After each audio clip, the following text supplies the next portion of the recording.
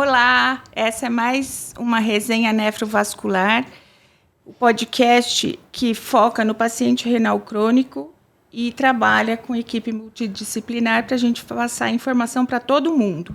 Hoje a gente tem um tema super especial, que é a psicologia na nefrologia. A gente tem como duas convidadas super especiais, que é a doutora Márcia Razucchi, nefrologista, e a psicóloga em nefrologia, que é a Isabelle Leguez. Bem-vindas. Muito obrigada, doutora. Queria agradecer o convite. Fico muito feliz e honrada de estar aqui. Que bom. Também agradeço o convite. Acho que vai ser um momento muito interessante, onde a gente vai poder falar de uma coisa que nem sempre a gente aborda assim num primeiro momento, né? Sim, é um paciente extremamente delicado, né? São muitas mudanças. Vamos falar um pouquinho de vocês primeiro. Márcia, conta para nós um pouquinho da sua formação e por que nefrologia. Então, eu fiz a minha formação, a minha graduação aqui na Universidade Federal de Mato Grosso do Sul. Me formei em 1993. Fiz clínica médica também no Hospital Universitário da Universidade Federal do Mato Grosso do Sul e fiz nefrologia na antiga Escola Paulista de Medicina, atualmente Universidade Federal de São Paulo. A escolha foi porque eu achava uma especialidade extremamente desafiante e me parecia naquela época, com o pouco que eu sabia, ser o clínico que sabia mais que os outros clínicos. E é assim? Metida, né? E é assim, né? É assim. Dizem, né? E você, Isabelle, conta para nós da sua formação e por que psicologia nessa área? Certo.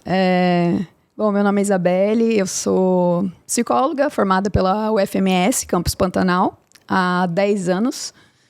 E há 9 anos eu trabalho com psicologia aplicada a nefro. E aí eu tenho uma história curiosa, né, de por que eu escolhi a nefro. Eu sou transplantada renal há 17 anos. Então, eu tinha 16 para 17 anos.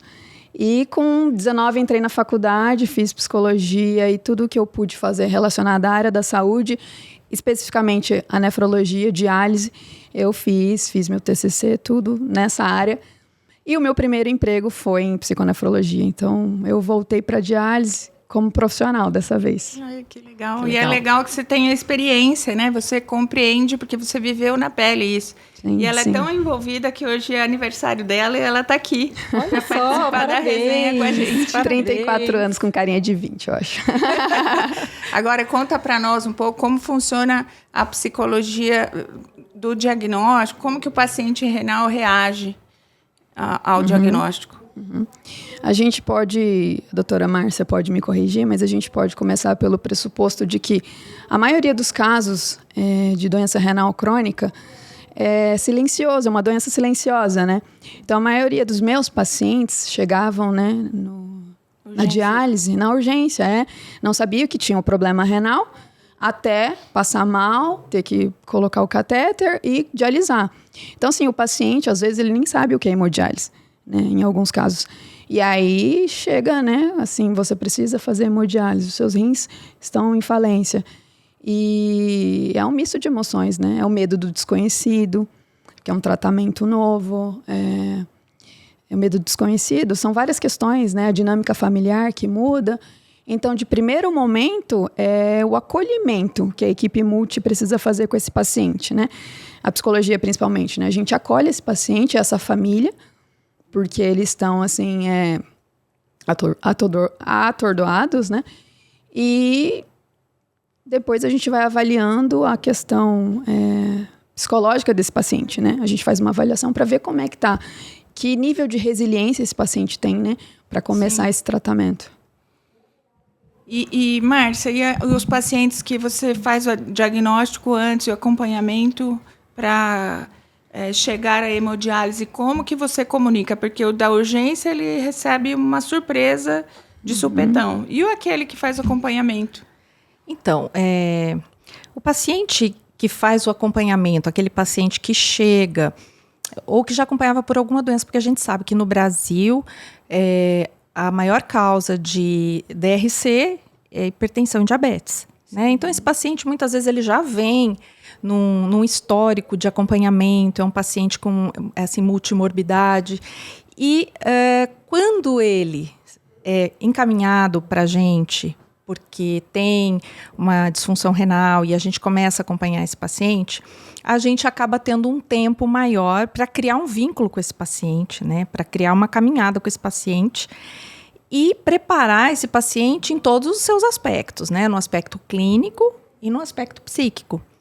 Mas, assim, o que a gente nota é que, logicamente, você não pode trazer num primeiro momento para esse paciente, dizer para ele... Quando eu era mais jovem, quando eu comecei a nefrologia, eu achava que eu tinha uma obrigação com a verdade absoluta para esse paciente. A gente é assim quando é mais jovem, né? E eu achava que eu tinha que falar a verdade para ele. Olha, o senhor tem doença renal crônica, inexoravelmente vai evoluir em algum momento para diálise. Esse foi um aprendizado que a vida me deu. Eu vou contando momento a momento.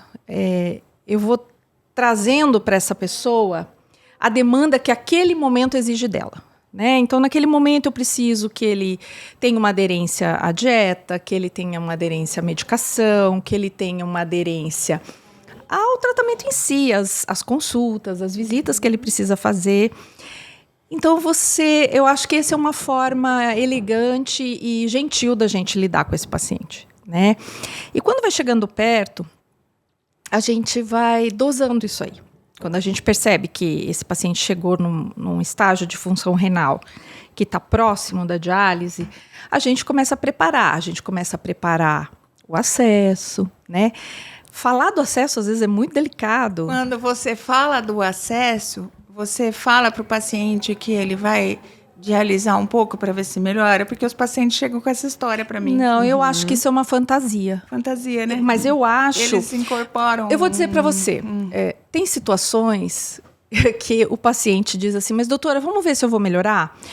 E aí você não diz que sim nem que não, porque é muito doloroso para ele, entendeu? Às vezes é uma estratégia que você, em situações que você sabe que não vai, você não diz nada, você deixa ele lidar com aquilo, respirar e lidar com aquilo. E assimilar tudo, né? E assimilar, uma estratégia emocional, né? Se você chega e derruba tudo em cima dele, você às vezes afasta. O mundo cai também, o mundo cai. E não cai só o dele, cai de todo mundo que está ao redor dele, né? E às vezes isso é um fator negativo para a aderência do paciente. Às vezes esse paciente, você espanta esse paciente. Eles chegam, às vezes, no meu consultório, o paciente conservador ainda, eu preciso fazer uma fístula, a doutora mandou uma cartinha. Aí eu falo, mas o que está acontecendo? Lê a cartinha, tipo assim, não vou falar, né? Aí eu falo, não, deixa eu ler. O senhor vai precisar fazer um acesso. Aí o senhor sabe que fazer o acesso não quer dizer que o senhor vai dialisar? Se o senhor só vai dialisar se precisar? Então, assim, se fizer a dieta direitinho, seguir o tratamento direitinho, a gente deixa o acesso pronto só para não ter que usar um catéter, que é pior, tem estenose, várias complicações de catéter e tal. E aí tem paciente que fica bravo comigo. Porque você falou a verdade. Porque eu quero fazer o acesso. Aí eles não querem fazer no punho, eu explico que... Aí eu explico, né? Que depois que começa a diálise, só sai se transplantar, que o rim já não vai funcionar mais, vai passar na máquina. E aí o acesso, ele tem que durar o tanto de sobrevida que ele pensa em ter. Então, se ele tem 60 anos para ele chegar aos 80, eu preciso de 20 anos de acesso. Então, eu preciso me preocupar e tal.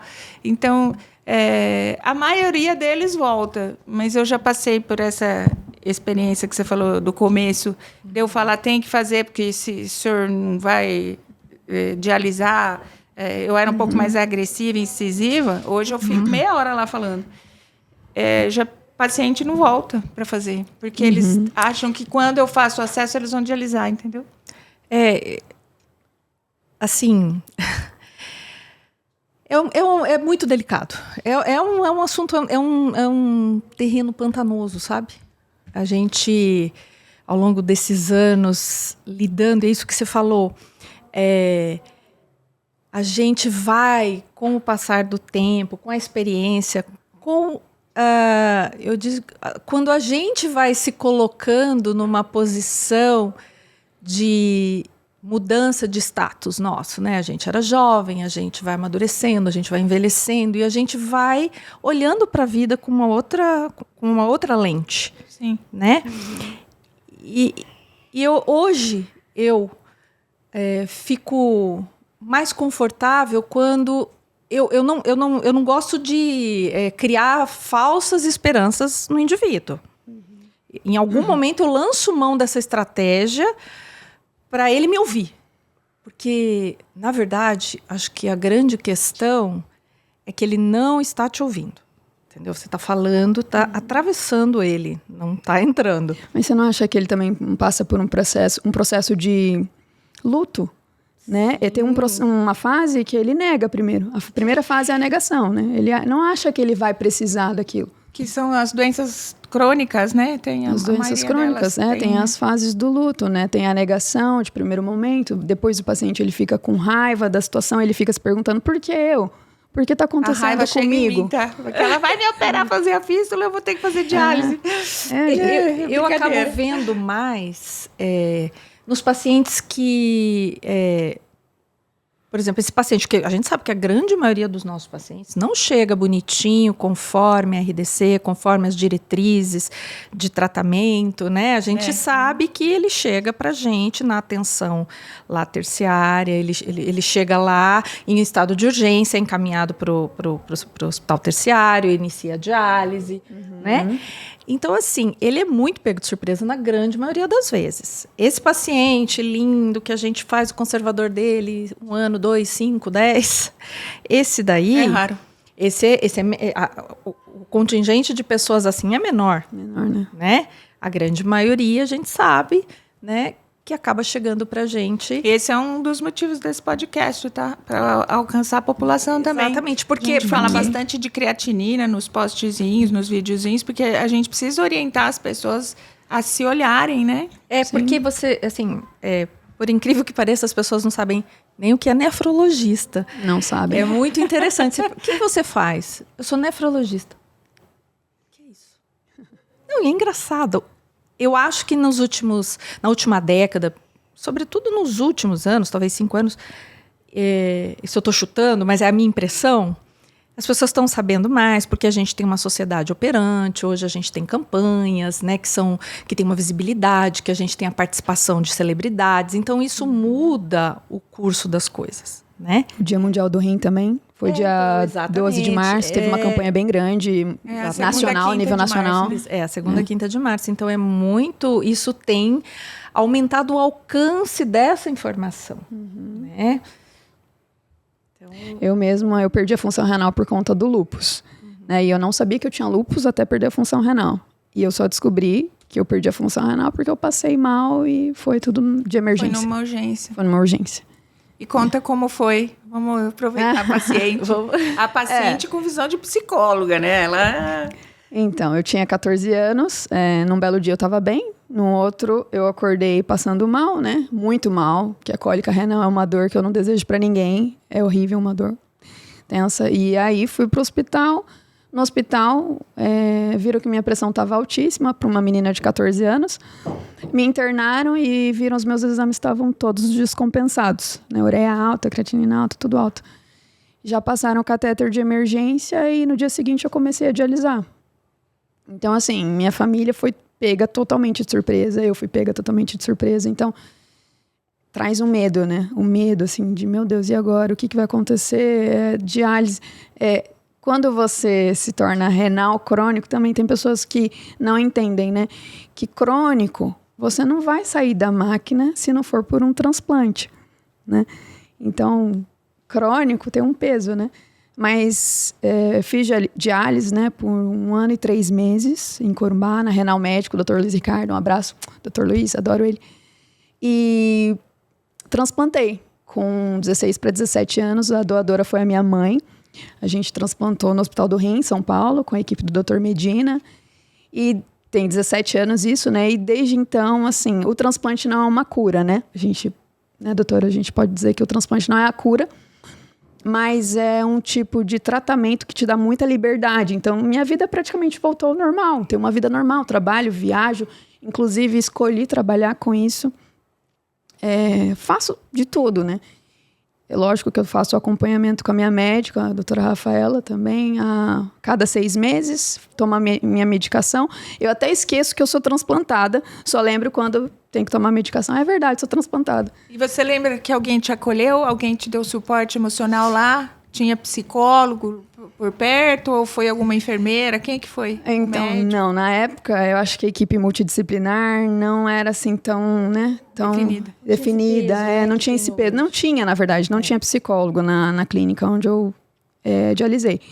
Mas, assim, a equipe teve um peso, assim, de acolhimento que foi, assim, eu digo que foi essencial para o meu bem-estar dentro da diálise. Porque a diálise, para mim, ela não se tornou um ambiente aversivo. Não era aversivo, porque todo mundo me tratava bem, eu fiz amizades ali dentro. Então, era um ambiente que eu gostava de ir. Porque eu ia ver a enfermeira, a técnica, sempre me levavam um mimo, alguma coisa assim, né? Por ser menor de idade, enfim. Então, era o showzinho da clínica. Então, era um ambiente agradável para mim, sabe? Então, eu digo que o profissional que trabalha em diálise, ele tem um papel fundamental ali dentro, que é o acolhimento, a humanização com esse paciente. Isso vai determinar até a aderência desse paciente, né? O sucesso dele no tratamento. Porque se você tiver um ambiente que é um ambiente ruim, hostil, ele não vai querer dialisar, ele não vai querer estar lá. Eu trabalhei em várias clínicas, né? Trabalhei na Renalmed, trabalhei no Sim Nefrologia, na Davita Campo Grande e na Davita Pantanal. E eu, como psicóloga e equipe multi, eu levava o violão pro salão de diálise, sabe? Para o ambiente não ficar pesado, levava violão, cantava com os pacientes, falava que pede uma música. Agora você pede uma música. Isso para descontrair o ambiente, para eles entenderem que ali pode ser uma extensão da casa deles, né? E para eles ter uma leveza no tratamento. Eu gosto de ir no salão também. Eu vejo eles conectados e vou conversando. E aí a gente tem paciente que eu manejo já faz mais que 10 anos que eu tô lá. Então, assim, eu vejo as fístulas, eu mexo com eles, aumento o volume de fluxo na máquina, chamo a enfermeira, aí tá muito baixo, porque vamos, sabe assim, aí eu fico mexendo, porque eu acho que isso faz parte de acolhimento mesmo, para eles se sentirem vistos, né? Porque o cirurgião, acho que antigamente o cirurgião era o super top, que só via dentro do centro cirúrgico, se bobear, fazia e não via mais o paciente, né? Não existe isso mais hoje. Hoje eu divido com o nefrologista qual fístula que eu fiz e que complicação que deu. Eles fazem um monte de diagnóstico comigo. E eu vou lá junto. Às vezes a enfermeira não consegue funcionar. Eu pego o ultrassom e vou junto, porque dá um suporte para o paciente que ele não está sozinho. Eles reclamam de um monte de detalhezinhos, assim. Aí eu ligo para a enfermeira e conto. Está acontecendo isso, está acontecendo aquilo. Conversa com ele, porque ele está mal orientado. Porque muitas vezes o paciente se sente mal porque ele foi mal orientado, ou ele não entendeu a orientação. Podem ter explicado, mas não conseguiram, igual você falou, se comunicar com ele, né? Então, o paciente, às vezes, fica mal orientado porque não conseguiu compreender o que alguém falou. Então, eu dou um toque na enfermeira para ela acionar o pessoal para conversar. É super interessante a gente se envolver, né, com eles. E a equipe multi também faz essa ponte, né, às vezes entre os médicos, assim, e o paciente, né? Porque às vezes eles não entendem o termo médico, né?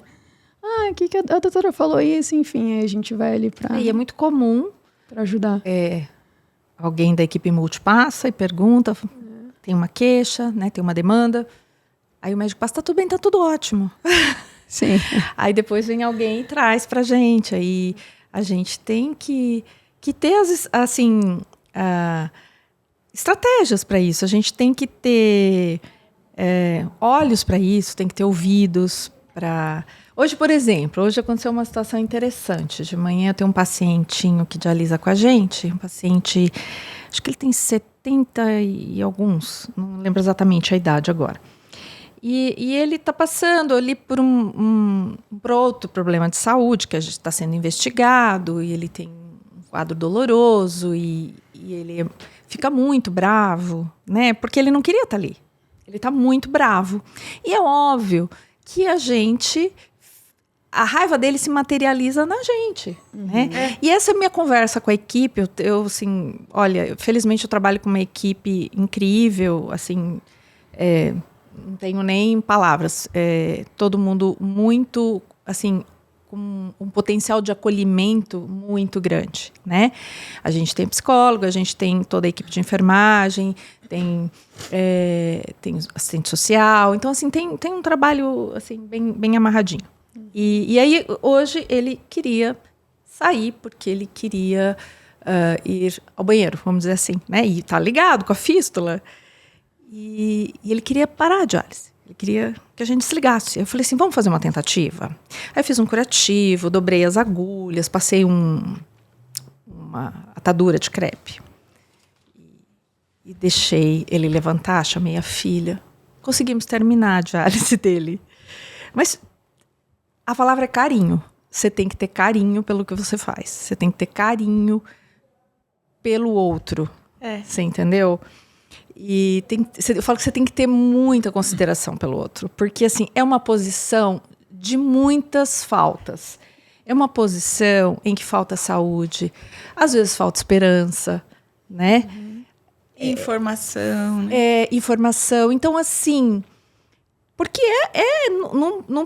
é o que ela disse. Tem as fases desse luto. O indivíduo chega...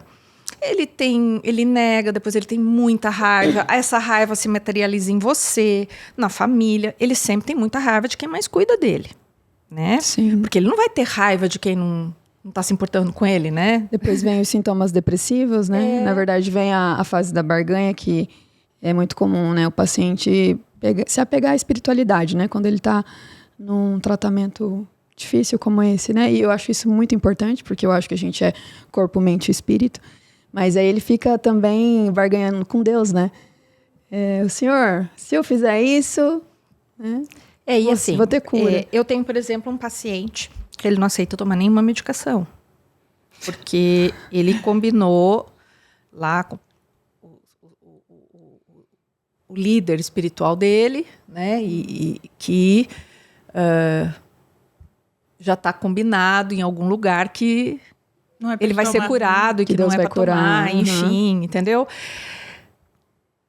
E aí, o que eu faço? A gente relata isso em prontuário, que o paciente se recusa a receber a medicação e a gente faz o que a gente pode. Qual a medicação que a gente pode fazer com a anuência dele? São as medicações de uso endovenoso subcutâneo, que são para anemia, né? E a gente senta, conversa, negocia com ele. E assim vamos vivendo. Ele já 3 anos ou 4 em diálise, né? Ele é jovem. E é assim que ele fica em diálise.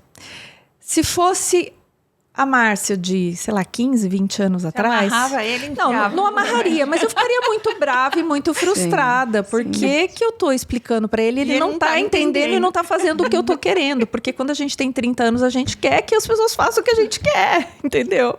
Porque mas melhor é pra ele, né? Mas tá certo, tá tudo bem. A gente tá... Ainda bem que com 30 a gente... É interessante que a gente tem que lidar com pacientes que têm crenças diferentes, culturas diferentes, entendimento diferente. Exatamente. Então... acolher e lidar da melhor maneira. Eu faço no SUS anestesia local e eu brinco que eu faço hipnose também, né? Porque aí eu converso com o paciente, falo, a hora que eu falo pode dormir, você dorme. Vários dormem. É uma brincadeira nossa com a enfermeira. Aí eu passo 1 hora mais ou menos cada cirurgia e para eu distrair o paciente, eu converso. Você já viu, né? Eu sou faladeira e falo. Nós, né, amiga? Aí eu pergunto e vejo que assunto que ele se empolga mais. Aí engancho nesse assunto. Eu sei cada história desses pacientes e aí a gente vai desenvolvendo um amor, né?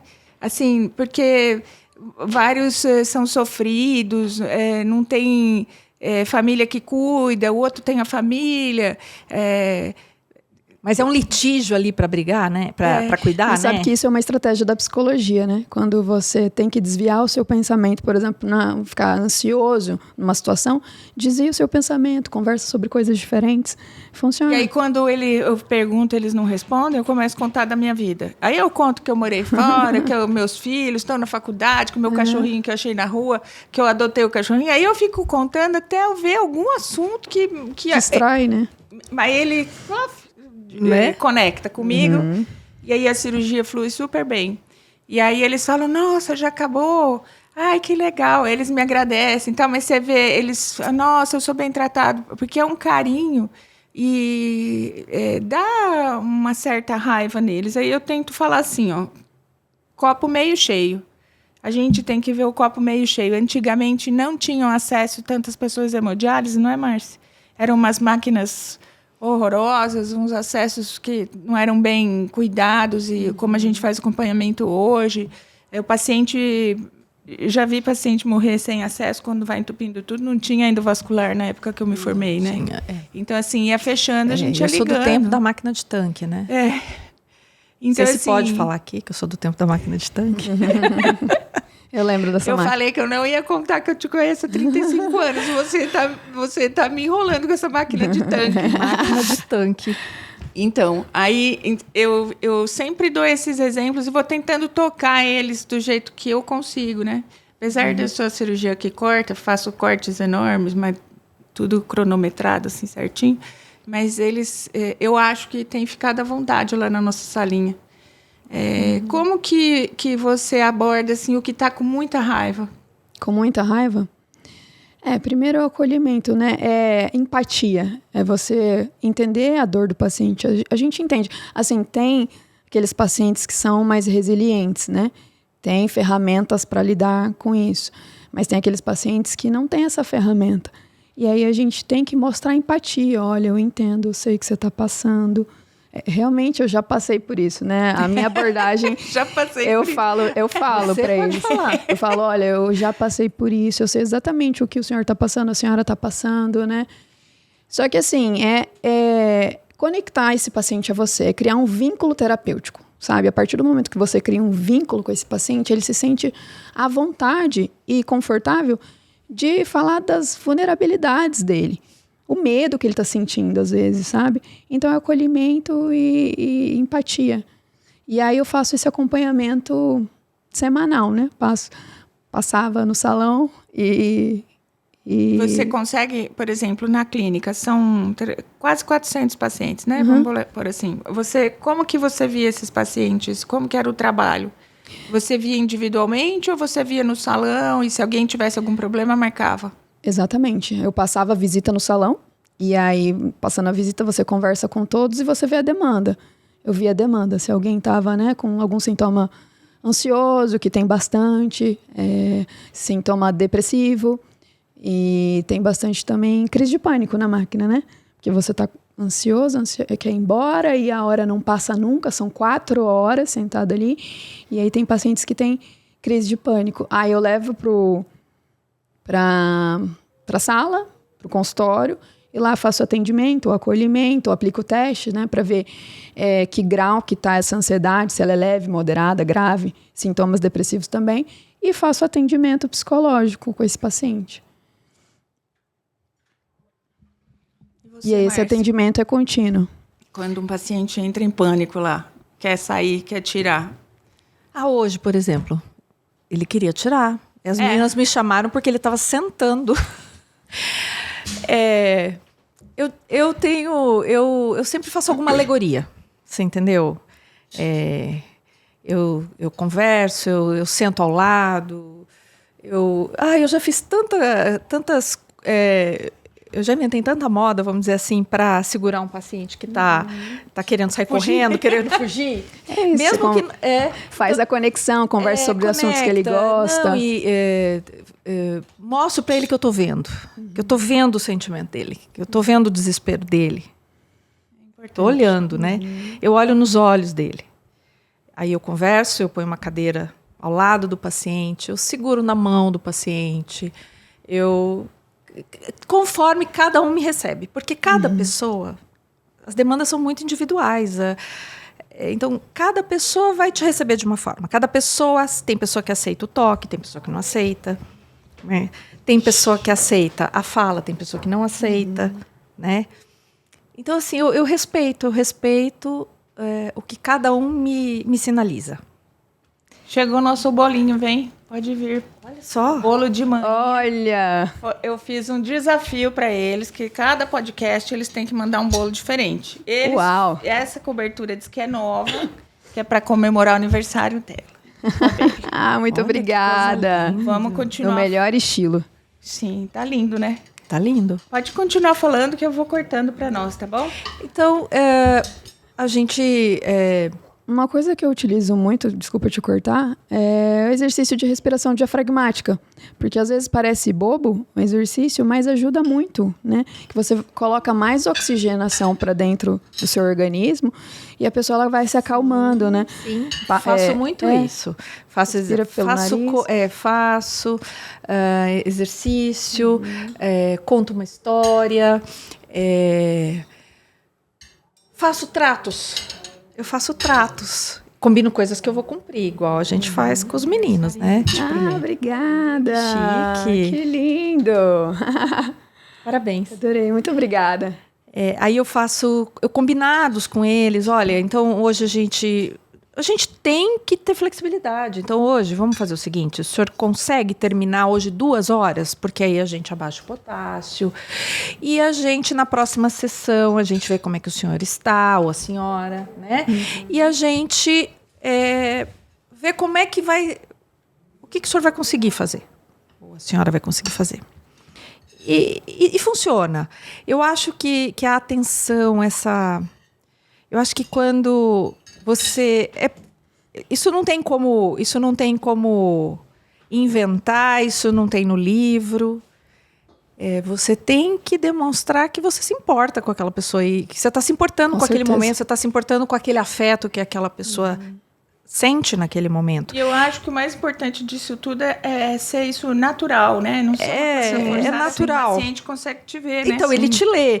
Faça só o que você for capaz de fazer. Entendeu? É humanidade. Só a parte humana ali. Eu acho que cada pessoa... nós somos lotados de atributos, né? Então, assim, se esse é um bom atributo seu, exercita, né? Dê para aquele indivíduo aquilo que você é capaz de dar, entendeu? E isso é uma coisa que eu trago comigo desde o começo, desde sempre. Eu sempre fui assim. Né? Então, o que mudou foi que com a experiência eu tenho mais tranquilidade e uma coisa também que eu vou dizer, que acho que isso cabe aqui nesse momento, quando eu era no começo da carreira, nos primeiros anos, a doença renal me assustava muito.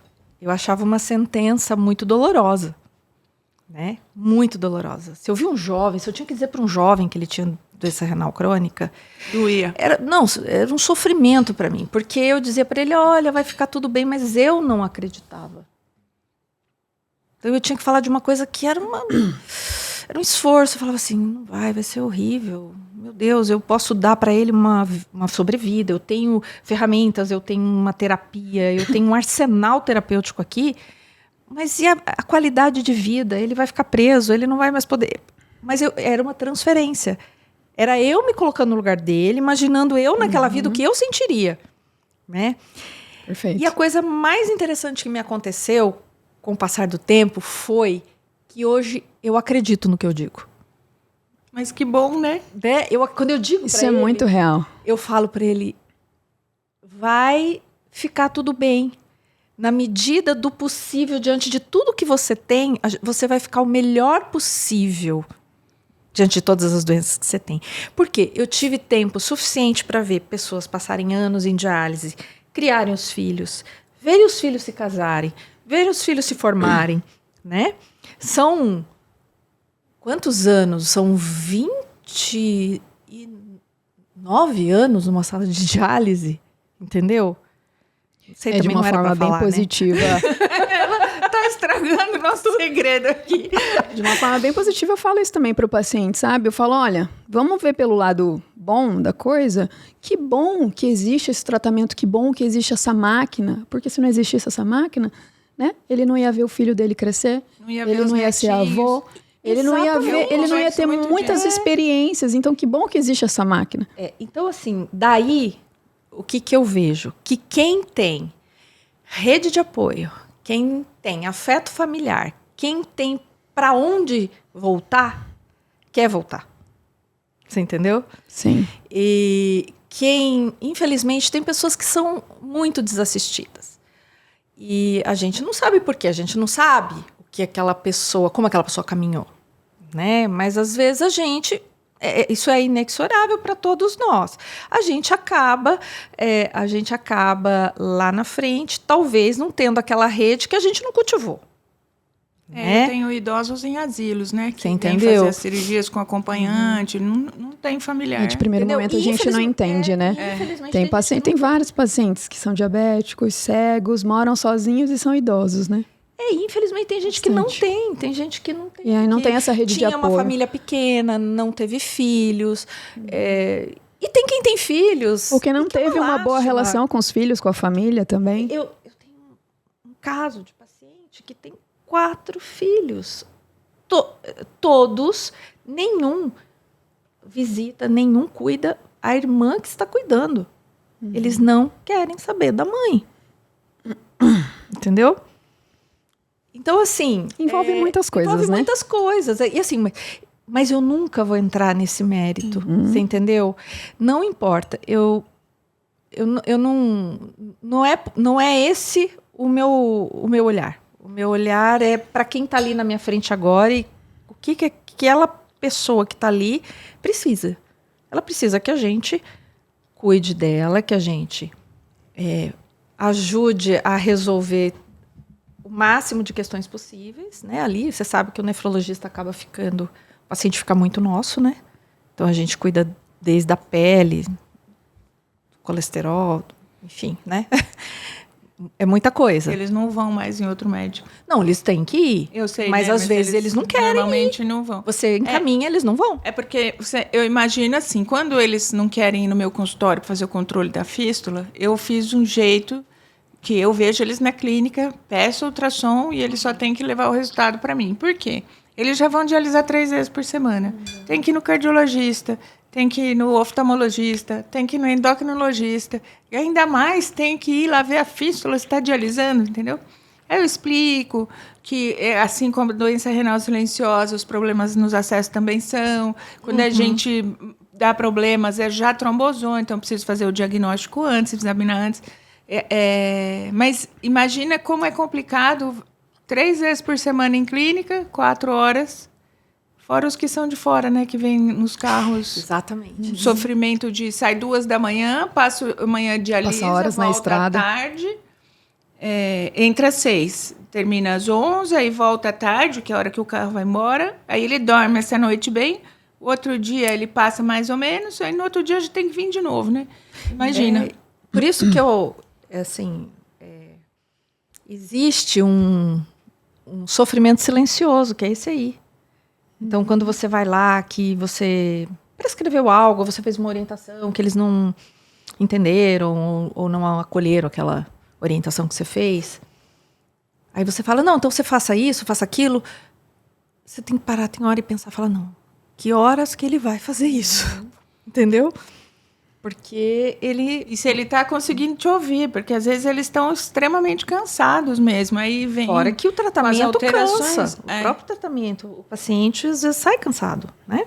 Sai mais debilitado, né? Então, assim, E tem pacientes que conseguem trabalhar ainda, né? Tem pacientes que não, mas tem pacientes que sim. E eu acho Mais válido, jovens, né?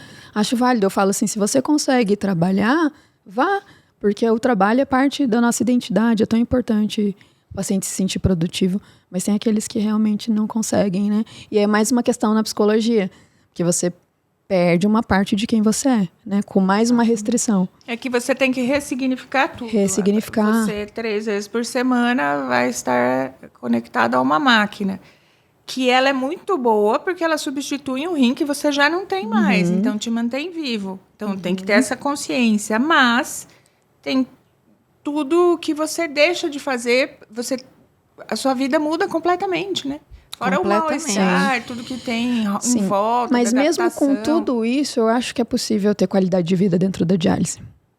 Quando você tem uma rede de apoio, eu acho que facilita, né? Você ter uma qualidade de vida. O que eu noto também é que as pessoas que estão positivas, assim, que elas estão... que tem essa rede de apoio, que elas acreditam que aquela é uma boa alternativa, que aquele tratamento é bom, que aquele tratamento vai trazer uma condição de sobrevivência digna para ela, eu acho que vai melhor. A experiência vai mostrando para a gente que aquelas pessoas que desistem ou que, a despeito do seu envolvimento, do seu acolhimento, quando a pessoa desiste, podemos usar essa palavra, né? Sim. Parece que as coisas vão pior.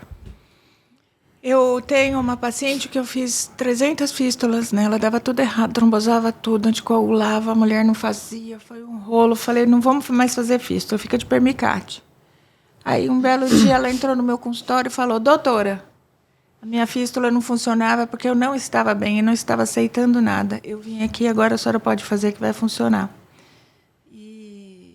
Foi incrível que quando ela superou tudo, assim, ela mesma me procurou e ela mesma entendeu que estava tudo tão ruim que não dava nada certo. Sabe quando eu brinco que tem uma nuvenzinha negra em cima? Vamos dissipar essa nuvem para ficar tudo bem. Tá tudo interligado, a mente e o corpo. Se a mente não está bem, o corpo não vai responder bem.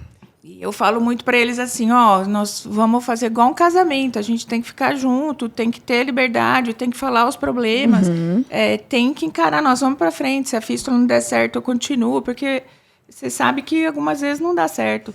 Eu acho que não tem muito vascular que trabalha com acesso até hoje, agora está tendo mais por causa de endo, né? Porque é tão frustrante quando não funciona e o paciente te olha e fala, não funcionou, e aí o que você fez de errado, né? Então, assim, você tem que ser firme e explicar que tem uma estatística do que não funciona e que você entende que a dele é 100% para ele, mas você consegue manter um padrão. E aí eu sempre falo, se não funcionar a primeira, eu faço a segunda, eu faço a terceira, eu faço a quarta. Nós vamos chegar, eu vou confiar no senhor, se o senhor confiar em mim, porque nós temos que ter uma troca. Eu sempre deixo bem claro que o relacionamento tem que ser muito próximo, de ter liberdade de falar quando não gostou. Eu já tive uma paciente que fez um trombo numa fístula, fez uma embolectomia, infectou. E ela achava que a infecção fui eu que fiz ela ter. Ela ficou bem grave e ela não podia me ver. E agora ela foi no consultório faz um mês, mais ou menos, e falou para mim assim, eu te olhava na clínica e achava que você era culpada, mas hoje eu já entendi. Isso já faz uns 5 anos, tá? E ela foi agora. Mas é uma fantasia, né? Que eles criam. O acompanhamento da fístula, que é a mesma fístula, que sorte ela não teve complicações. Mas para você ver como que eles, os momentos difíceis associam com a gente, né? E é uma forma de lidar com isso. Eles criam uma fantasia que, né, passando a responsabilidade para alguém. Sim, então sempre passando. Sim. Sempre. Hoje eu estava dizendo isso para a filha de um paciente, que ele estava muito bravo. Aí ela veio me perguntar se tinha um remédio para dormir, alguma coisa assim, porque ele estava tomando um outro que estava deixando ele agitado. E aí eu disse para ela, olha, vamos dividir essa responsabilidade, se você puder procurar, vamos encaminhar para um serviço de saúde mental, né? Sim. Psiquiatra, né? Se precisar de prescrever, a gente está com um especialista para prescrever a medicação. E aí eu comecei a conversar com ela, ouvir a filha, porque ela está sobrecarregada, e ela que está cuidando, né? E ele está muito bravo, e ele briga com ela, porque ela que leva. Com ela e com a gente. Com ela e com a gente. E aí eu falei, olha, deixa eu dizer uma coisa. Ele vai brigar com a gente, ele está muito bravo com a gente, e está muito bravo com você. Mas não é nem sobre nós, nem sobre você, é sobre ele. Esta raiva pertence a ele. Não pega para você, porque senão você não consegue cuidar dele, assim como nós não pegamos. E aí a gente consegue acolher e cuidar. Obviamente que isso não tira o compromisso com o respeito do paciente com a gente, porque a gente respeita o paciente. E também exigimos que ele nos respeite, né? Não é porque ele está bravo que ele pode... Mas óbvio que a gente ouve, às vezes, né? A paciência, você tem que ter paciência. Eu falei, então não é sobre você, nem sobre nós, é sobre ele. Falei, como é que ele era? Ele era bonzinho ou ele era mais rabugentinho? Ela falou, não, ele sempre foi rabugento. Eu falei, então, se ele era rabugento, quando tudo estava indo muito bem, quando ele tinha a vida que ele gostava, quando ele andava do jeito que ele queria, quando ele era livre, você imagina agora que ele olha e vê tudo totalmente desfavorável. Ele não quer nem vir para cá.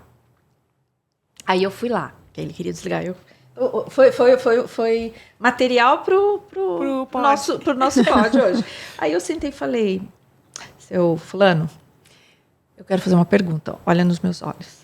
Aí ele, Você chorou? Não, porque eu falei, olha, o senhor não sabe o que eu vou perguntar. Eu quero saber, o senhor não quer mais vir tratar? O senhor desistiu do tratamento? Eu queria dar um impacto nele, eu queria ouvir dele o que ele queria. Ele falou, não, eu quero vir, eu só não quero vir aqui e sentir essa dor. E falei, então nós vamos resolver essa questão agora. Eu fui lá, fiz o... né? Enrolou. Fiz um enroladinho ali para não machucar, para não tirar as agulhas. Aí ele foi, deu tudo certo, né? E é isso, você entendeu? Consegui acalmar a filha. Falei, a gente vai ter que todo mundo trabalhar em torno disso. Ele não quer desistir do tratamento, ele quer estar ali, quer viver. Então, essa é outra coisa que é uma observação muito interessante. As pessoas querem sempre viver, porque a única coisa que a gente conhece é a vida, né? Por mais que a gente abstraia, conjecture a respeito do depois da vida, de verdade a gente conhece a vida. Né? Então, as pessoas querem viver. E eu acho lindo, eu acho que a coisa mais linda de ver é a luta pela vida. Então, às vezes, acontecem coisas que você pensa, fala, ele não vai sobreviver a isso. Aí vai, passa, interna, vai para UTI, volta. E a coisa que eu mais gosto de falar assim, mas eu tenho um pacientinho que ele é bem complicado. E aí ele olha, quando ele sai assim, ele saiu arrasado da última internação, sabe? Paciente muito complicado mesmo, mas ele é jovem. E aí, quando ele começa a se recompor, ele começa a ter vaidade de novo, aí ele começa a comer, aí ele engorda, aí ele vai encorpando, aí eu olho e falo, mas você tá bonito, hein? Ele morre, ele ri muito, porque ele sabe do que eu tô dizendo. Eu tô falando da beleza da vida que é nele. Entendeu? E eu acho que a gente precisa ter um olhar para esse paciente, né? Entender que ele é um todo, né? Ele não é só o rim que não está funcionando, isso não é só a máquina ali. Ele é um todo, né? A gente teve um caso também, vou contar um caso, que a equipe multi, junto com o médico, a gente ouviu esse paciente, ele queria desistir da hemodiálise. Não quero mais, primeiro porque ele morava em outra cidade e ele estava aqui em casa de parente, aí já fica difícil, né? Porque você se sente incomodando a pessoa, né? Muito tempo ali. Ele falou, não, vou desistir. E outro motivo é porque ele tinha uma dor na coluna, uma inflamação, assim, que era horrível. E ele ia desistir, porque ele não conseguia ficar as 4 horas na cadeira da diálise. E aí a gente ouviu ele, porque primeiro, vou desistir. Veio a irmã dele falando, ele não vai mais fazer diálise. Por quê? Vamos entender o que está acontecendo e o que a gente pode fazer. E o médico conversou com ele e entrou em acordo. Ó, o senhor não vai desistir, por favor, pelo amor de Deus, né? A sua vida. Te passo morfina para o senhor vir, né? Para o senhor voltar para sua cidade. O senhor faz 2 vezes na semana, porque é melhor fazer 2 vezes na semana do que não fazer nenhuma vez. Exatamente. Né? E o senhor toma morfina para dor, vai para sua casa, que acho que era 2 horas de Campo Grande, e o senhor volta, toma morfina para aguentar vir, né? Pegar o carro, ambulância e vir para fazer a diálise e fazer 2 vezes na semana. Tá bom pro senhor? O senhor aceita? Aí ele ficou meio assim... eu vou pensar. Mas aí a gente, eu como psicóloga, assistente social, a gente conversou com essa família e fizemos ele entender que isso era melhor, que era o melhor, né? E ele também achou que era o melhor, assim, para ele. E deu certo. E ele tá na diálise, ele não desistiu, ele faz 2 vezes na semana, ele tá super bem. Perguntei da dor da coluna, não, melhorou super.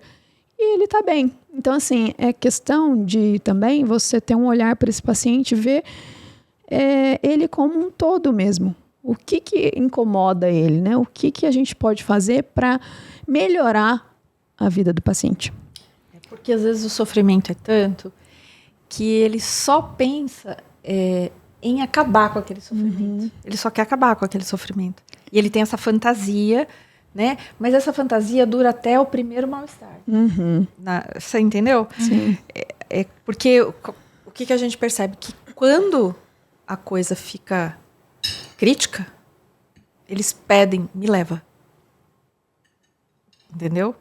Quando o risco da morte se aproxima, Você vê uma luta muito grande pela vida. Eu tenho uma história engraçada, que uma paciente, uma senhora já, eu fiz anestesia, com anestesia local na clínica, ela não quis, porque estava muito ruim, eu falei, mandei para a Santa Casa, eu fiz um ambulatório na Santa Casa para poder dar suporte para esses pacientes que precisam de anestesista, de suporte e tal, às vezes uma UTI, alguma coisa. Mandei ela para a Santa Casa. Aí ela já estava na 3ª intervenção no acesso, perdeu o acesso, e ela veio, eu falei, vamos ter que fazer outra fístula. Ela falou, não, ranzinza, brigava comigo toda vez que ela me via. Você não vai ficar me cortando, por que você está pensando e tal? Aí eu olhei para ela e falei, tudo bem, então a senhora pode ir embora. Ela falou, o quê?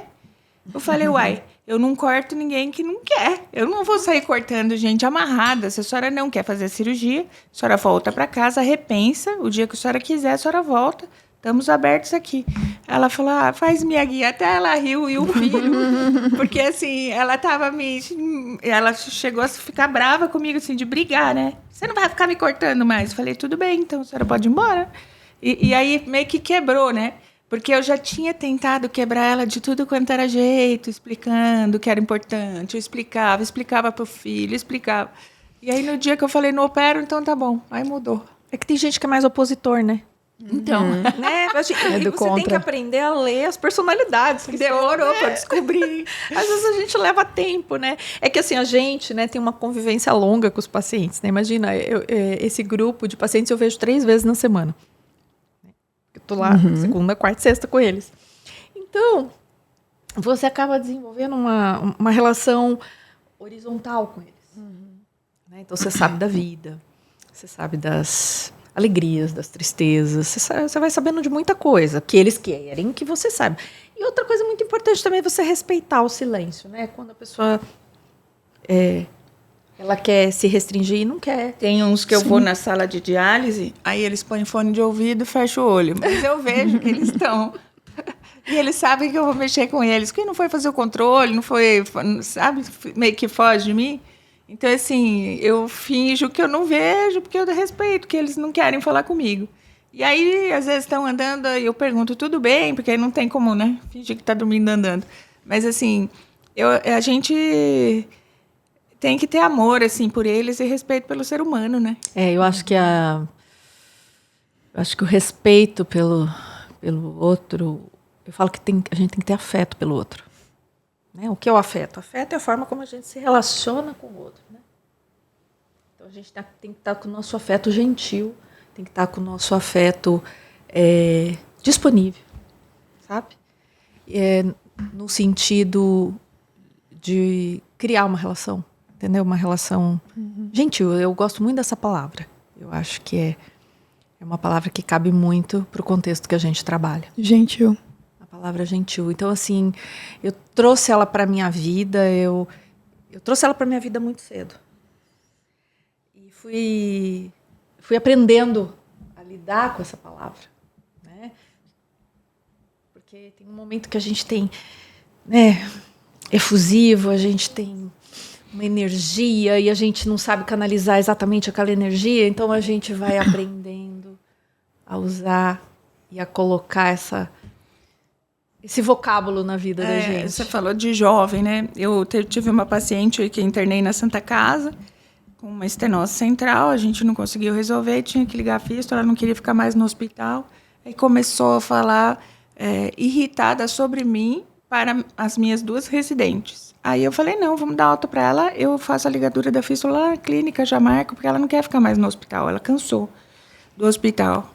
Aí elas olharam assim para mim, mas doutora, você vai operar essa paciente que está só reclamando de você? Eu falei, mas quem que vai operar ela se não for eu? Porque eu tô equilibrada, ela que está sofrendo, o negócio não deu certo. Eu sempre digo ela isso. Ela está toda inchada, eu preciso desligar essa fístula para ela ficar bem, entendeu? E aí elas ficaram me olhando e falei, vai ser lá na clínica. Não tem outro vascular lá, só tem eu. E quem que ia fazer para ela? Ela vai ficar com esse negócio? Que não dá para ficar. Aí as meninas... falei, mas então, é a maturidade, né? Então, mas é hoje, né? É hoje, né? Porque, assim, de verdade, eu falo sempre. Eu gosto de a gente é o adulto da relação, né? É igual com os filhos, né? Você tá lá, não tem momentos que eles estressam tanto a gente que às vezes eles estão com 5, a gente está com 6. Eles estão com 10, a gente está com 12. Quem não? Eu já fiquei com 15 várias vezes com o meu, quando ele estava com 14, entendeu? E é a mesma coisa com o paciente. Assim, eu não vou dizer que é a mesma coisa, mas existem semelhanças nessa relação. Em que você, o adulto, eu digo assim, não que ele não seja adulto, eu quero dizer, nós somos, a gente está munido da condição do conhecimento, da condição do equilíbrio. Ele está em sofrimento, ele tem angústia. Ele está de frente com uma vulnerabilidade, né? Exatamente. Então, a gente tem... A resposta dele é diferente, né? Exatamente. A gente tem que se posicionar de uma forma madura, né? Mas é como diz você, só com o tempo. Maturidade. Agora, já está acabando o nosso tempo. Eu vou pedir para vocês duas fazerem assim, uma mensagem para a equipe multidisciplinar, para os médicos mais novos, né? Pessoal que está trabalhando com esses pacientes hoje, da importância da atenção psicológica mesmo. Você pode falar alguma coisa para a gente, Isabelle? Claro, eu acho que assim, como eu disse, né, o paciente, ele é um todo, né? Ele não é só o paciente que o rim não está funcionando. Então, é muito importante ter esse acolhimento e esse cuidado com o paciente, principalmente no início, mas também ao decorrer do tratamento, né? Porque são muitas restrições que esse paciente tem que lidar. Então, ele tem que ter ferramentas para lidar com isso e, às vezes, ele não consegue sozinho. Então, a equipe multi, a psicóloga, assistente social, a nutrição, extremamente importante, porque esse paciente ele vai ter restrições alimentares, hídricas, que vão pesar em algum momento. Então, assim, é ter um olhar cuidadoso e carinhoso por esse paciente, entender que algumas ações tem coisas por trás, né? Ele tá numa luta ali, luta pela vida, né? Eles estão lutando pela vida dele. Então, a equipe multi é de extrema importância para esse paciente, como uma ponte também dentro da clínica para ele acessar lugares melhores, né? Para ele chegar e entender como ele pode ter mais qualidade de vida também. Então, é isso, essa mensagem que eu deixo para quem trabalha nessa área. Empatia, ter empatia com esse paciente, um olhar cuidadoso e às vezes a gente tem que fazer um pouco mais do que o nosso serviço exige. Às vezes a gente tem que dar a nossa humanidade mesmo. Então é isso que eu deixo de mensagem. Marcinha, você, para nós. Olha, médicos. acho que a Isabelle falou muito, assim, tudo do que ela falou também serve para a gente. Eu acho que isso que você está fazendo é de um ineditismo aqui, né? e eu acho que a gente está abrindo um caminho, porque, assim, além da equipe multi, eu acho que os 2 companheiros de vida de um paciente, como a Paty falou no primeiro encontro, nós somos as companhias de vida desse paciente, o nefrologista e o vascular. Ele precisa ter um acesso para a gente poder dialisar, né? Então, eu acho que isso que a gente está fazendo, se unindo para trazer informação, para trazer esse olhar diferente, né? Acho que é uma coisa incrível, assim, muito, muito bacana. E para os colegas que já são mais experientes e para os mais jovens, eu acho que não tem segredo. É isso, tem que ter afeto pelo que faz. Tem que ter esse olhar, tem que ter esse olhar para o indivíduo, para o outro. É olhar para o outro com afeto, com respeito e com ouvidos. É isso. Eu acho que esse é um caminho. Muito obrigada. Obrigada pela presença das duas, foi um prazer. E aí, lá se foi mais uma resenha nefrovascular, com a resenha multidisciplinar, falando de psicologia e o paciente renal crônico. A gente agradece e curte a página aí, vamos seguir a gente, tá bom? Vai ter muito mais coisa boa vindo por aí.